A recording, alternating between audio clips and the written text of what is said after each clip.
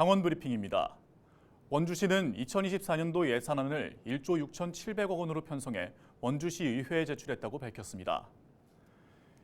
2024년 원주시 예산안은 올해보다 870억 원, 5.4% 늘어난 규모입니다. 원주시는 세소 감소에 따른 비상재정체제에 돌입해 재정 건전성 회복을 목표로 내년도 예산안을 편성했다고 설명했습니다. 기업 지원과 고용 창출을 통해 지역 경제를 활성화하고 신성장 동력 발굴과 취약계층 맞춤형 복지 지원 등 6개 분야에 중점 투자하기로 했습니다. 원주시가 제출한 내년 예산안은 원주시의회 심의를 거쳐 다음 달 20일 최종 확정됩니다. 강원특별자치도가 지역 내 의료진 부족 문제 해결을 위한 대책 마련에 나섰습니다. 강원자치도는 지난 16일 필수 의료 지원 협의회를 열어 의료인 확보 방안을 논의했다고 밝혔습니다. 이번 회의는 정부의 의대 정원 확대 추진에 따라 대학병원과 의료업계의 의견을 수렴하기 위해 마련됐습니다. 강원자치도는 실효성 있는 대책 마련을 위해 협력 체계를 강화해 나가겠다고 밝혔습니다. 동해안 석호 중 하나인 강릉 향후 일대에 지방정원을 조성하는 사업이 본격화됩니다. 강릉시는 주문진 향후 일대에 약 70헥타르 규모로 지방정원을 조성하기 위해 이달 중 관련 용역에 들어간다고 밝혔습니다. 이어 내년부터 사업 부지에 편입되는 사유지 매입을 시작으로 기반 공사에 착수한다는 계획입니다. 강릉시는 오는 2026년까지 향후 일대에 정원 문화와 관광, 체험시설을 갖춘 지방정원을 조성하고 이후 국가정원으로 확대한다는 방침입니다. 인제군은 산림 탄소 상쇄 제도를 통해 1년 만에 수익 2,700만 원을 올렸다고 밝혔습니다. 산림 탄소 상쇄 제도는 산림 조성 등으로 인정받은 탄소 흡수량을 매각해 수입을 얻을 수 있는 제도입니다. 인제군은 지난 1년간 탄소 흡수량 3,900톤을 인증받았고 이 중 1,600톤을 매각했습니다.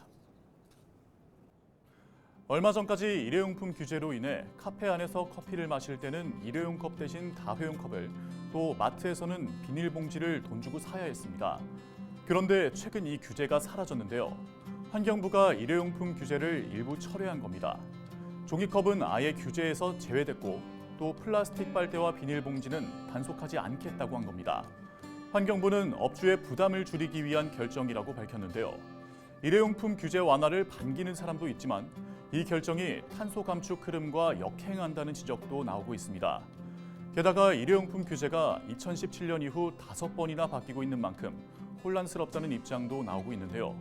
자영업자들은 바뀐 규제를 숙지하는 데 여념이 없고 또 언제 바뀔지 모르는 규제 속에 하루아침에 직원을 전부 해고시킨 종이빨대 회사도 있는 만큼 확실한 규제가 정해져야겠죠. 계속해서 문제시 되어가고 있는 환경 문제. 우리와 다음 세대를 위해서라도 하루빨리 올바른 대책이 세워져야겠습니다.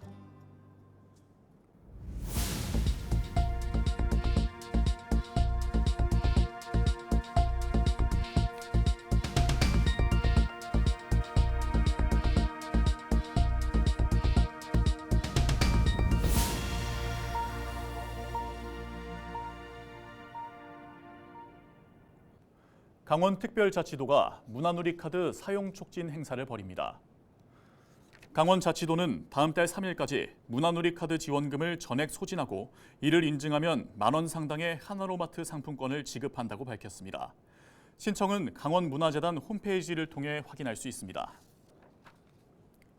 정선군이 지역민에게 교육 문화 서비스 등을 제공하는 지역 공동체 활동 거점 공간을 조성합니다. 이를 위해 정선군 신동읍 건물을 리모델링해 지역 주민 소통 공간과 공유 주방을 만들 계획입니다. 지역 공동체 활동 공간은 연말까지 마련되며 내년 상반기부터 본격적인 운영을 시작할 예정입니다.